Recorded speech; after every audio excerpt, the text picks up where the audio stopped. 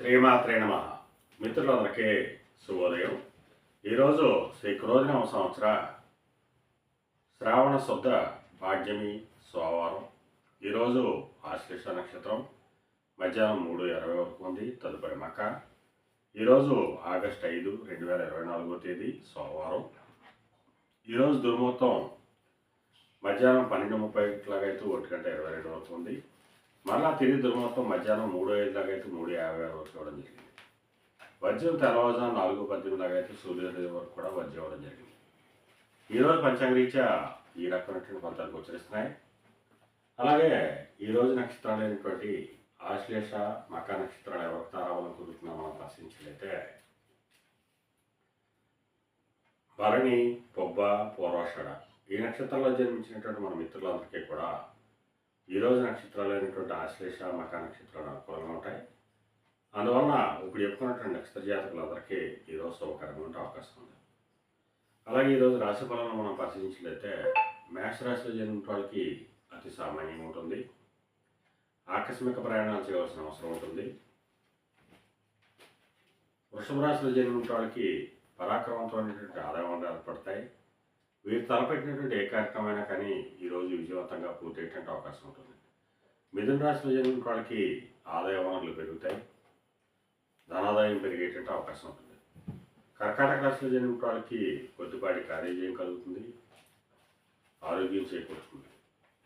సింహరాశిలో జన్మించిన వాళ్ళకి కూడా ఆరోగ్యం చేకూరుతుంది. కొద్దిపాటి కార్యజయం కలుగుతుంది.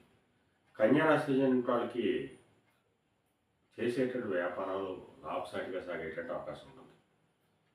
తులారాశిలో జన్మించిన వాళ్ళకి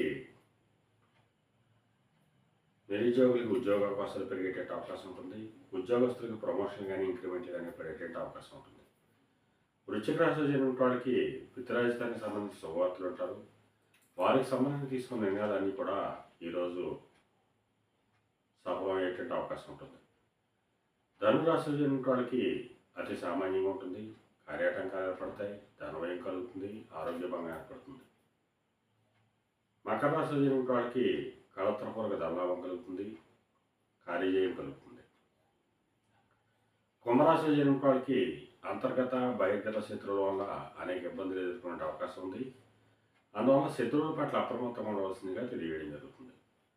మేన రాశిలో జన్మించిన వాళ్ళకి సంతానానికి సంబంధించిన శుభవార్తలు ఉంటారు.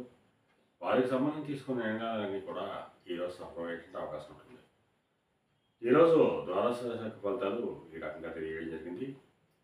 అలాగే ఈరోజు సముద్రయానం చేసిన వాళ్ళకి కానీ, సముద్రోత్పత్తులు ప్రయోజనాలు చేసిన వాళ్ళకి కానీ, వస్త్ర వ్యాపారులకు కానీ ఈరోజు శుభకరంగా ఉండే అవకాశం ఉంది. అలాగే పాండిత్యంచే ధనార్జన చేసిన వాళ్ళకి అనగా పండితులకు కానీ, లాయర్లకు కానీ, లేఖర్లకు కానీ, ఆడిటర్లకు కానీ, విలేకరులకు కానీ ఈరోజు మిక్కిలి శుభదాయకంగా లాభదాయకంగా ఉండే అవకాశం ఉంది. ఈరోజు పంచాంగరీత్యా ఈ రకమైన ఫలితాలు వచ్చేస్తున్నాయి. అలాగే ఈరోజు అదృష్ట సంఖ్యలుగా 1, 2, 5, 8 తెలియజేయడం జరుగుతుంది. ఈ అదృష్ట సంఖ్యలు కలిగిన మిత్రులందరికీ కూడా ఈరోజు అంతా శుభకరంగా ఉండే అవకాశం ఉంది. అలాగే ఈరోజు సోమవారం. అందువలన ఆ చంద్రశేఖరుణ్ణి, పరమేశ్వరుణ్ణి ఆవు పాలతో అభిషేకించినట్లయితే సర్వసభలు కలుగుతాయని చెప్పి శాస్త్రీత్యా తెలియజేయడం జరుగుతుంది. అలాగే ఈరోజు లేత పసుపు రంగు వస్త్రాలు కానీ లేదా దాడ వస్త్రాలు కానీ ధరించినట్టయితే సర్వసభలు కలుగుతాయని చెప్పి శాస్త్రీత్యా తెలియజేయడం జరుగుతుంది. అలాగే మరలా రేపు శుభోదయం కార్యక్రమంలో మరలా కలుసుకుందాం. అంతవరకు మన మిత్రులందరికీ మరొకసారి శుభోదయం. ఇట్లు మీ పెద్దబాబు సిద్ధాంతి గొల్లల మామిడి.